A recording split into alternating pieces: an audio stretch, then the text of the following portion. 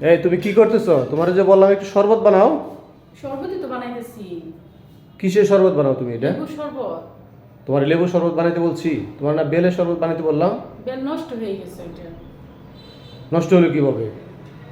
ওই যে একটুখানি খাইছি, খাইয়ে সেরে এইভাবে রাখে দিছি, ফ্রিজে রাখতে মনে নাই। আর আমি তো জানি না যে এত তাড়াতাড়ি নষ্ট হয়ে যাবে বেল।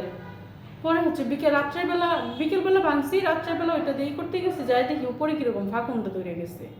পরে পুরোটাই ফালাই দিতে হয়েছে। খুব ভালো করছো। এত দামি বেল অল্প একটু খেয়ে বাকিটুকু ফালাই দিলাম। তোমার আমি- কাজই তো জিনিস নষ্ট করা।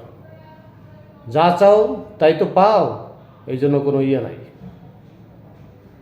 আমি তো জানি না যে এত তাড়াতাড়ি নষ্ট হয়ে যাবে। আমি তো জীবনেও দেখি নাই যে বিকালে বেল বাংলে রাতের বেলায় নষ্ট হয়ে যায়। উপরে একটা কিরকম ফাঁকুন্দার মতো পড়ে গেছে, সাদা সাদা। এখন ওইটা কি এরকম দেখে কি আর খাওয়া যায়? এরকম দেখে কি আর আমি তোমাদেরকে খাওয়াইতে পারি? পরে ফালাই দিছি। যে কোনো জিনিস ভাঙলে এই যে গরম, প্রচণ্ড গরম, নষ্ট হবে, এটাই স্বাভাবিক। আর যদি না ভাঙতা আরও 2-4 দিন থাকতো। এটা তো তোমার বোঝা উচিত। বেলের যে পরিমাণ দাম, দিলা নষ্ট করে ফেলায়। এখন কিসের শরবত করতেছ? লেবু শরবত।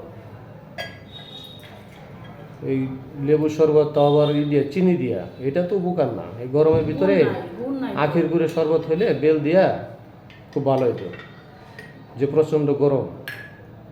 আচ্ছা দাও, এটাই দাও, খাই আপাতত, জীবন বাঁচাই।